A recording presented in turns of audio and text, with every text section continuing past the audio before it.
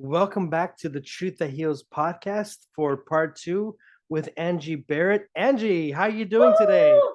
Ryan, I'm great. How are you? I'm doing fantastic. And for those of you who are listening, we had Angie Barrett with us previously, where she was able to talk about her experiences within the Mormon community. And today, I kind of wanted to ask her a little bit about healing because, as my listeners know, I've been on my own healing journey and it's had its ups and its downs. But today, we want to have a little bit more up. So I have Angie here, and real quick, I would like to ask you, what is it that your healing practice does? Yeah, great question. So I help people use play and movement to shift their emotional and their energetic, the feelings surrounding their trauma, stress, anxiety, depression, all of that kind of stuff. And we do it through play and through movement. So I got started on this. So I practiced yoga for years. I have done yoga for probably 20 plus years. And as I was, for those of you just listening, I am a child abuse survivor. And I had some pretty significant child abuse. And about 7 years ago, I had a mental breakdown and started on a pretty significant journey to heal.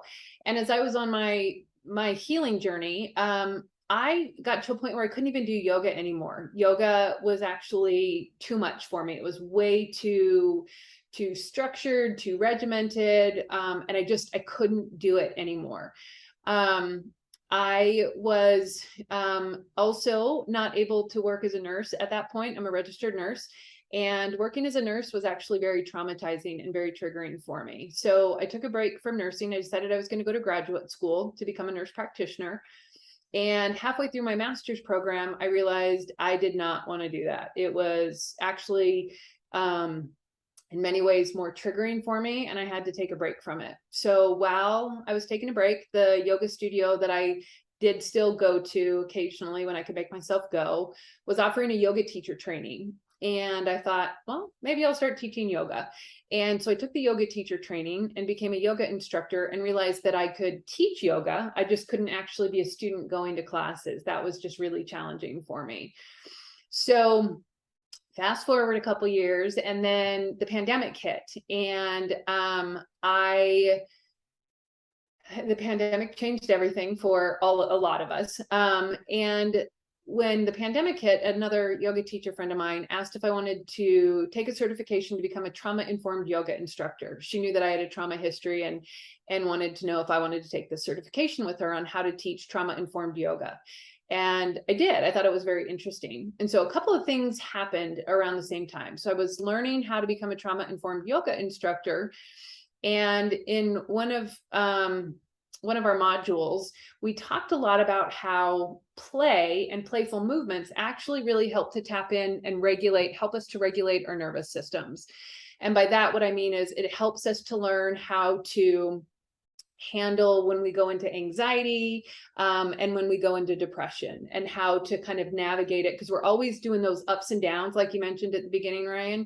And all of us do that, trauma or no trauma. That just is how our bodies function in general. And so play gives us an ability to help to minimize how big those up and down swings are. And at the same time, in my own therapy process, I was doing this protocol with my therapist that is designed for children who experience severe trauma as young children, whose brains form under those traumatic experiences. And I learned that all mammals, but humans included, were born with our brains pre-wired for play. So think of how children learn. Think of how puppies learn. They play, we play, they're moving around, things are fun. It's this joyful type of thing.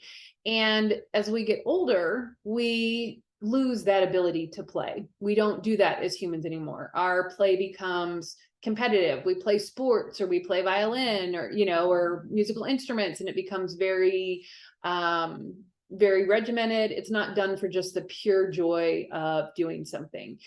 And so learning those two things kind of simultaneously, I started experimenting in my body with using play. And kind of also around the same time, this had actually started a little bit before, my body started doing these involuntary movements. And the only way that I know how to describe it is my body actually moves and it feels like this untwisting.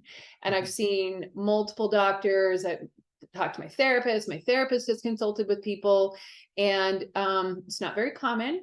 In fact, most people have not heard of it.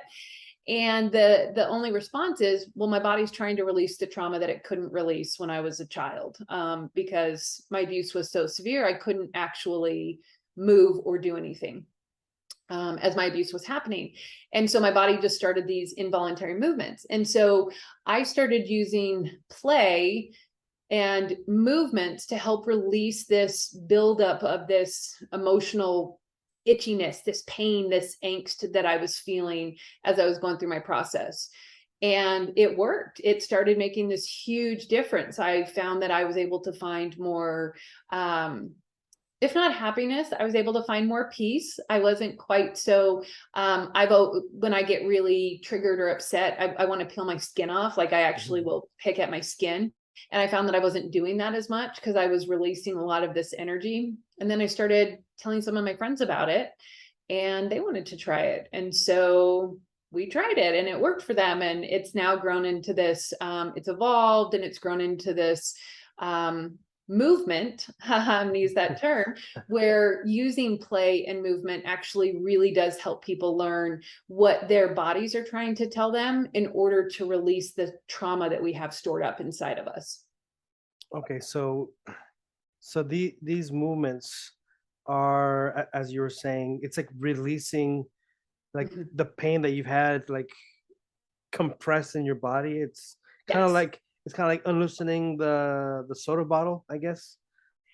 You mean my involuntary ones or the ones that the playful movements that I do? The playful movements.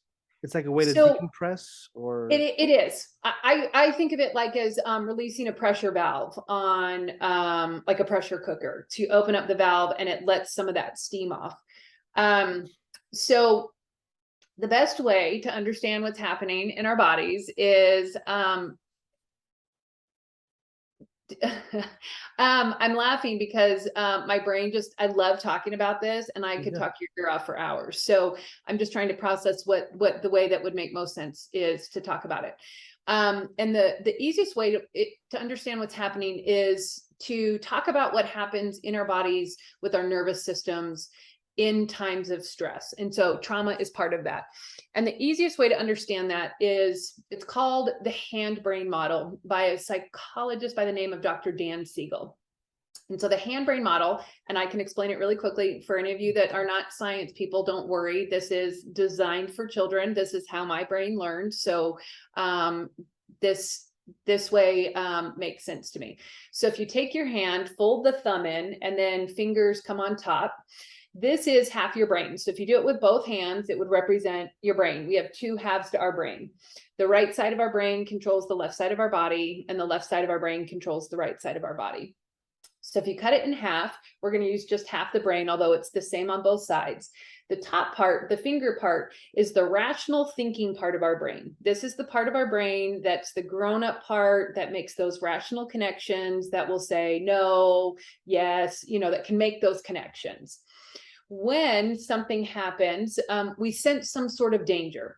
Our body goes into the thumb folded in. This is called the limbic system. This is the part of our brain that is where our fight or flight center is housed. And our fight or flight is our body's way of protecting us when we sense danger.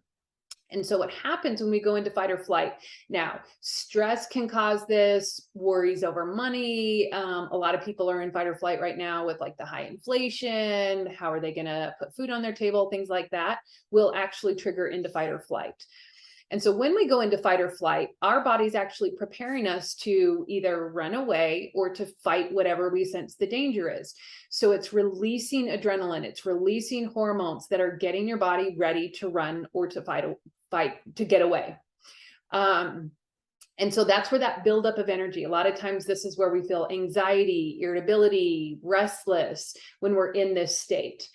And then if this continues or gets worse, we move down into the brainstem, which is where the brain comes out into the spinal cord. And this is where we go into freeze. So have you ever seen a goat that gets startled and they like shoot their legs out and then they fall over? Well, we as humans do something similar, but we're just a little more sophisticated. We go into that freeze, but we oftentimes we like shut our emotions down. That's where we disconnect from our emotions. So here in freeze, we oftentimes feel shame, we feel despair, depression, that kind of stuff. The only way to actually complete the process is to go back through fight or flight to bring our rational thinking brain back online. Oftentimes, we humans don't like to come back through fight or flight because it's very uncomfortable. Think of all that anxiety, that buildup. So we skip it, we bypass it, and we try and bring our thinking brain back online. So what happens when we do that is we just stuff all that emotion down. Even when we go into freeze, we still have this swirling energy, the hormones, the heart rate, the increased breathing, all of that is still happening. Our bodies are just literally frozen as we're falling off to the side in whatever way we do it.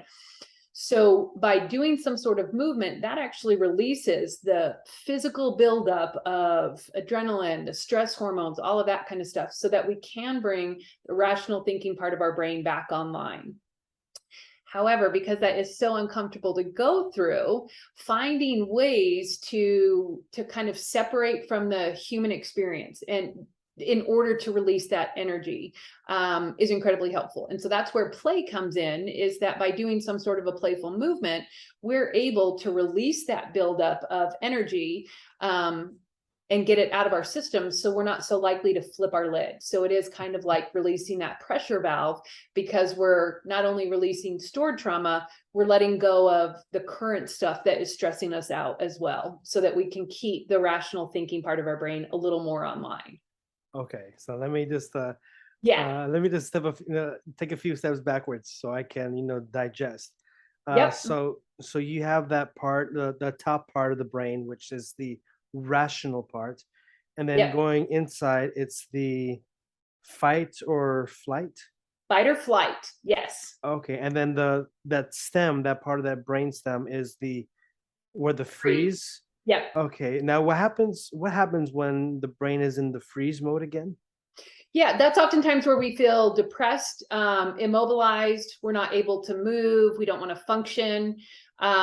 I feel suicidal when I'm in that freeze stage, hopeless. Those are those feelings that oftentimes we feel in freeze. Numb, disconnected. Mm-hmm. Well, it's very interesting because like I did a podcast recently, like a testimonial podcast, and I was talking about the brainwashing or like the mind reform that I had to go through. And one thing that I mentioned in that episode was that we had to repeat after the leader, and it was like this: repeat after me. I am good for nothing. I'm worth nothing. I can never do anything good. So, stuff like that. Yeah. And it's repeated and repeated, and it becomes like a mantra. And it's like in my head, I felt, after leaving my religious group, I felt frozen because I didn't know how to. Well, one, I don't know how to think. Yes. I felt depressed. I felt numb. Yes. Do you think that the practices of your healing, the healing practices you do, can sort of help decompress, people like me who have this brainwash or this mind reform going on? Absolutely. So I experienced that same type of brainwashing. I didn't necessarily have to repeat things that my abusers were saying, but I grew up believing that I was worthless. I had no value, that I was unlovable. And so a lot of what those will do, that brainwashing, is it takes us out of our rational brain. And then that starts to trigger into our fear center. So we start to have fear that we are worthless. So our fear center is also very closely related to our memory center. So when something happens that we do have something that reminds us maybe of one of those brainwashing episodes, then it can go down into freeze. So absolutely. So a lot of what I do with my clients when I work one-on-one with them is we work to actually specifically deconstruct those beliefs, because play and playful movements especially can take us out of that experience, that human experience where we have been brainwashed. We can explore feeling things in our body that prove that those beliefs are not true. So for example, one of mine is I have no value. Let me go with one that's a little bit I'm weak. One of mine that I grew up with is that I'm weak. And so for someone who has the sensation that they're weak, I would suggest that they pretend to be an elephant or be a dinosaur, like some big animal that they get to stomp around and find the sensations of what it feels like to be big, to be strong, to be powerful. And then as they're doing that, like even the act of stomping around helps to reform those processes in the brain that say, oh no, wait, I'm not weak. I'm not, helpless. I'm not stupid, whatever. I've heard many of them that I really am actually a person. I'm strong. I'm powerful. And so it's learning how to tap into the sensations that our body is telling us that disconnects from the brainwashing that our mind has. Our bodies know the truth. And that's where a lot of that freeze, that immobility, that depression comes in, because our body's fighting our brainwashing. And so when we can step away from that brainwashing and feel the sensations in our body, it's like, oh, no, wait. I was working with a client the other day, and hers was that she's unimportant, that, one of her negative beliefs is I'm unimportant. And as she was doing a movement, all of a sudden she was like, F no, I am important. Like why do I even think that I'm not? But it's as we are able to separate from that brainwashing, our body tells us, our body knows. And so it's giving our mind a chance to rest, to allow our body to come forward and say, oh no, you really are important. You really do have value. So one of the things that I like to do, especially for people like you and me who have the beliefs that we have no value or we're worthless, whatever your phrasing is, it's kind of, everybody has their own specific wording surrounding it. Mine is I have no value or I'm worthless. Yours were clearly what your leaders had you repeat. But one of the things that I like to do, and this sounds really simple and it's not, so just be aware, is like to open your arms up and then to come back in and give yourself a hug. And so even just the simple act of giving yourself a hug can be very challenging. And then I say to people, shake like you're shaking someone that you love, like pretend like I pretend like I'm hugging my niece or my nephew. And so that little playful movement, and then just repeating that over and over, helps to, one, soothe our nervous system, but then also kind of, it's like oh no, wait, I really do have value. I don't have to believe what they said because, like I'm a grown up. I'm here. I am a person of value. So now I am going to make a recommendation. I do not recommend working on those negative beliefs and using playful movement without someone who can pull you out of those, because so I'll work with clients when I do it is we'll take their negative belief and then we'll work to do movement around the positive. So like I'm worthless. For me, that would be I have value. And because that's so uncomfortable to even think or to say or to even create space for, we'll do movement around that. And that starts to create an openness or maybe a little bit of a space that maybe you can start to believe it. And then it gets a little bit easier to believe and a little bit easier to believe. But I do not recommend doing that without someone there who can pull you out of that if you go too far into it. And that happened to me personally as I was learning how to do this. I went into one of my negative beliefs and I got so deeply trapped in that I couldn't get out of it. I had to call my therapist to pull me out of it. So it's very powerful. And I don't recommend doing it without someone who knows how to pull you out in case you go too far in, because it can be really easy to get trapped in that negative belief and then to go into that freeze state, to go back into that trauma state.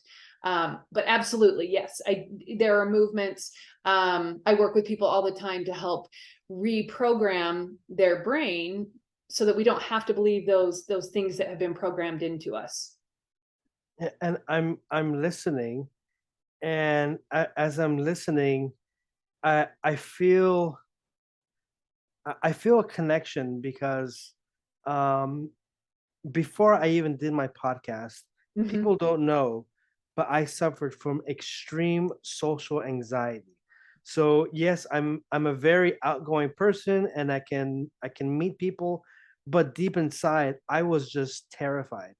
And there was this practice that I learned through a friend, and it's for like before, like before you talk to a lovely woman, or before you talk to someone who's like intimidating, like you go to the bathroom, or somewhere private, Yeah. and you would do like these I think they're called power poses, Yeah. or Yeah. like Yeah. strong poses. And the thing is that the mind, when it's in that dark place, it'll reflect in the body. Yes. And you have this, I would have this, slumped down body language. And it was obvious I wouldn't want to engage in Mhm. conversations. But then when I would do the power poses, and I mean, this is on YouTube, but for those who are listening on the podcast, i'm i'm I'm flexing here, uh like Arnold Schwarzenegger. I'm just a little buffer, but anyways. Exactly. Superman pose here. Yeah. Superman Yeah. pose. Mhm. But as I would do that, I felt that the body language would kind of like restart my mind. And then I would have this um burst of confidence, not cockiness, but it's like, okay, now I can go over there, and I might get shut down by this lovely woman, but at least I'm gonna go and give it a try. Yeah, so it's amazing how movement and doing a power pose is a type of play. Like you're doing it purely for tapping into that sense of your badassedness inside of you. Um and doing but that can help to almost deconstruct that programming in our brain, because our body is sensing, oh no, wait, I am powerful, I can do this. No, I'm trying to tell the mind, whereas the mind is what has been brainwashed to believe something different, but our bodies know. And when we can tap into that by doing things like power poses or playful movements, it does shift our whole energy, our whole ability to um our whole perception of ourself, not just our ability, our whole perception of ourself. It does. And the power poses for me, they're just the tip of the iceberg, because now listening to you, it's like, okay, you can do these power poses, Superman pose, and yes, it'll give you confidence to talk to someone. But it's also good to use these skills to heal yourself. I It mean, is. and it's like, okay, listening to you, I'm tapping into some new territory here. What can you share with us regarding like maybe other clients who have been healed? What does it look like? Yeah, so I work with people to learn moves that both release their energy, release this trauma, as well as soothe them when they do get anxious or upset, nervous, that kind of stuff. So one of the big things is to calm our nervous systems down. Repetitive rhythmic movements are very soothing. And what I mean by that, my favorite one to do, and I do this one just naturally, I don't know if you've noticed it for anybody watching the video, but I do this sometimes, is just a side to side sway, and or front to back. And so it's exploring which one do you start to notice your shoulders relaxed, your shoulders drop, what happens with your belly. Like a lot of us, when we're super stressed, our gut tightens up. So does side to side kind of help relax that, or does front to back feel more soothing? So think of rocking a baby. Babies, this is how we soothe babies. We still have that same wiring in our brain. It works for us as adults. And so to get to your question, yes, I had a client who she was probably, I don't know, in her 60s, maybe even 70s. probably 65. And she had never been able to say that she actually loved herself. And after working with me and one particular session, and I bring this up because this side to side sway was very soothing for her, she was able to just scream, I love myself. I'm amazing. I'm worthy. And she'd never been able to say that in all of her life before, which actually really brought tears to my eyes. It was so powerful to watch this woman who didn't believe in herself be able to say that she loved herself. I worked with a client who grew up with a very abusive childhood, and he grew up believing that he was stupid. That's something that he was told for many, many years. And after working with him, he was like, no, I'm not stupid. No, it was everything that was around me that was screwed up. Like, I was right. I knew what was happening was wrong. It was everything around me. And so just to see his confidence shift, that he was smart, he did know what was happening, and that he got to trust himself was really empowering. For me personally, I can say that I've already mentioned some of mine are, I'm weak, or I have no value. I don't deserve love. That's a big one for me. And so I've chosen relationships that that reinforce those beliefs. I've chosen people who do treat me poorly, and I've accepted it.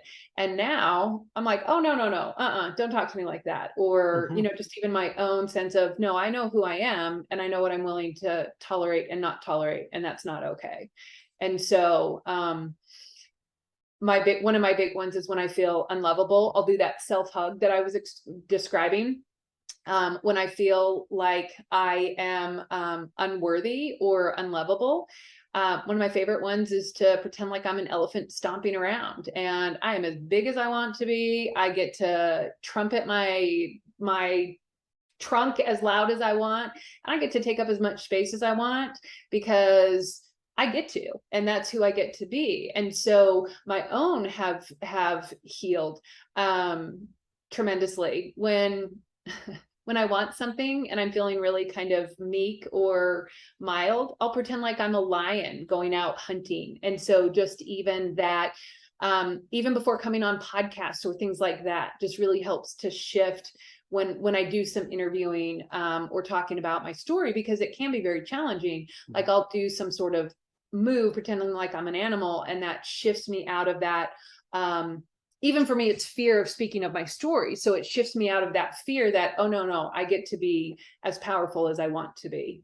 A lot of my clients at the end of even just one session are amazed at how much easier it is to tap into whatever the positive belief that we're working on is.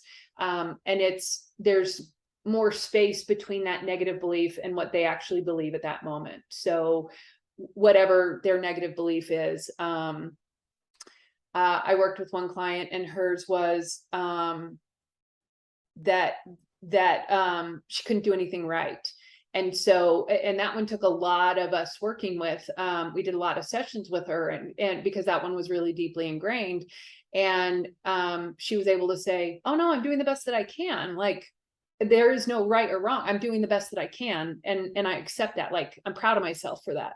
And so it has been, it really depends on the person. There's so many, it depends on what their negative belief is, but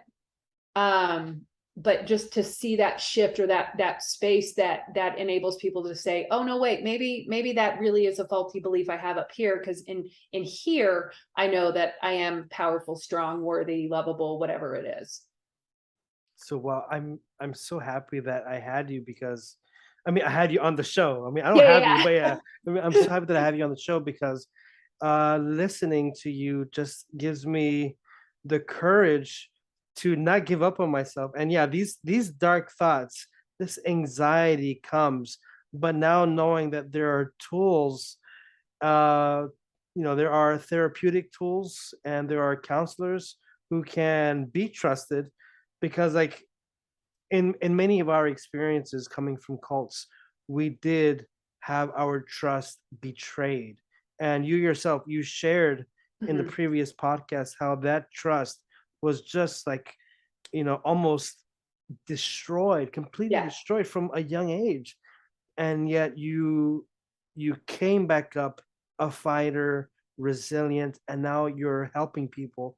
And now I would like to ask for where can people find you, because there's going to be people who are going to be interested on hearing about your mission, about your about the good things that you do. And where can they find you? I'm making it long. Where can they Yeah. find you? Yeah. Yeah. So my website is probably the easiest way to find any of me. My website is angieberrettmovement.com. And I spell my last name Berrett. We spell it funny. And it has links to all my social medias.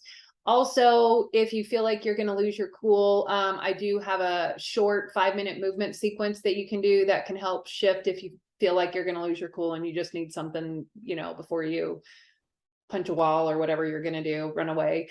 And the only thing I want to say is, by the way, I'm not a therapist, so I do still strongly recommend therapy. I recommend what I do in conjunction with therapy. And I work to help people trust themselves so that they can then in turn listen to what their body's telling them if someone's safe or not safe. So it does work to help rebuild that trust.